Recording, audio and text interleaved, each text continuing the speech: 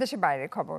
সুদানের আধা সামরিক বাহিনী আরএসএফ এর চালানো গণহত্যার তীব্র নিন্দা জানিয়েছে জাতিসংঘ।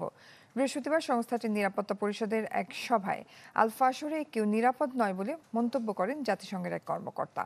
১৭ মাস অবরোধের পর রোববার সুদানের দারফুরে সেনাবাহিনীর সবশেষ শক্ত ঘাঁটি আল ফাশর দখলে নেয় সুদানের আধা সামরিক বাহিনী, চালায় ভয়াবহ হত্যাযজ্ঞ।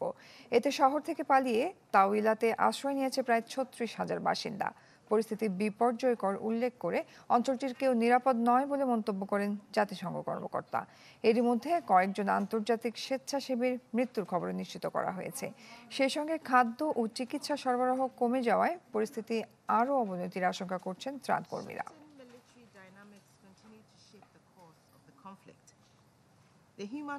There are also reports of large-scale atrocities perpetrated by the Rapid Support Forces in Bara